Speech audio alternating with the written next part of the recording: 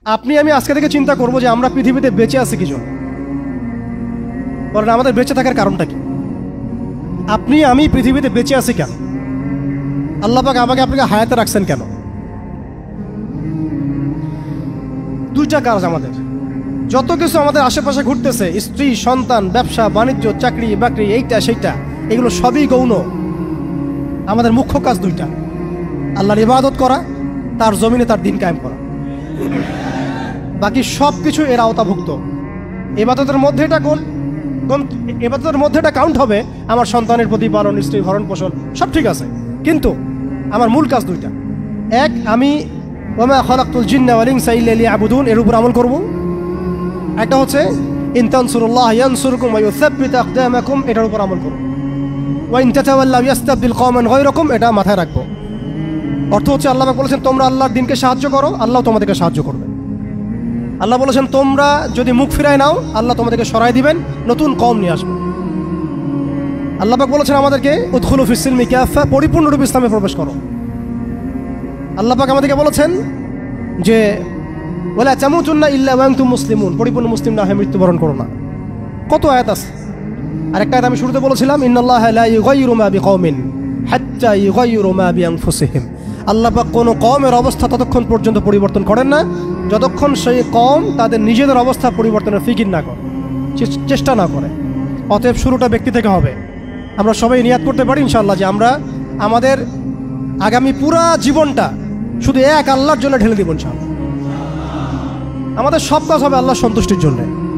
মৌলিক কাজ হবে দুইটা: আল্লাহর ইবাদত করা এবং তার জমিনে তার দিন কায়েমের চেষ্টা করা। দুই নাম্বার হচ্ছে ভাই পরিপূর্ণ ইসলামে প্রবেশ করতে হবে। আংশিক ইসলাম প্র্যাকটিস করলে এখন আর চলবে না।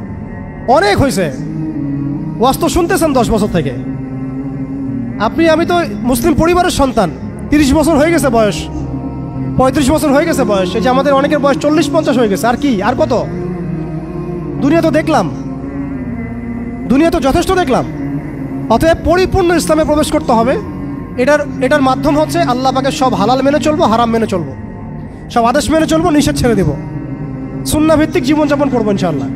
রাসূল সাল্লাল্লাহু আলাইহি ওয়াসাল্লাম যা করতে বলেছেন করবো, ছাড়তে বলেছেন ছাড়বো। এবং 3 নম্বর হচ্ছে ইসলাম বিরোধী যে আকীদা, দর্শন, মতবাদগুলো আছে এগুলোকে চিনতে হবে। শুধু ইসলাম পালন করেই যাবেন, এইদিকে আবার তাগুত, কুফর, হারাম সবই থাকবে, এই জগা খিচুড়ি দিয়ে আবার কাজ হবে। আমাদেরকে এই যুগের আবু বকর, ওমর, ওসমান, আলী হতে হবে। একদম মুখলেস, একদম খালেস, একদম পরিশুদ্ধ হওয়ার চেষ্টা করা ইনশাআল্লাহ। তো ইসলামের পরিপূর্ণতার মধ্যে প্রবেশ করার চেষ্টা করতে থাকা এবং একই সাথে ইসলাম বিরোধী যে আকীদা আমলগুলো আছে এগুলো থেকে দূরে থাকা। এবং ইসলাম বিরোধী অনেক আকীদা আছে, দর্শন আছে, প্রথমে কয়েকটা বললাম, এছাড়া আরও অনেক আছে।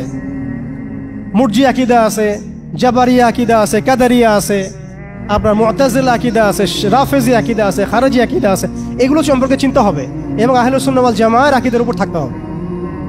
এর সাথে এই যে পশ্চিমা তন্ত্রমন্ত্রের দর্শনের যে ফেতনাগুলো, এগুলো থেকে দূরে থাকতে হবে। আমলগত ফেতনাগুলো থেকে দূরে থাকতে হবে। সুদ থেকে, ঘুষ থেকে, দুর্নীতি থেকে, জিনা থেকে, ব্যভিচার থেকে, যত রকম কবিরা গুনাহ আছে এগুলো ছাড়তে হবে ভাই। আল্লাহ পাক অপবিত্র কাঁধে আল্লাহর দিনের আমানত দিবেন না, অপবিত্র কলবে আল্লাহ পাকের দিনের আমানত দিবেন না। সো ভিতর বাহির পরিষ্কার করতে হবে, ভিতর বাহির পরিষ্কার করতে হবে। আল্লাহ পাক তৌফিক দান করেন।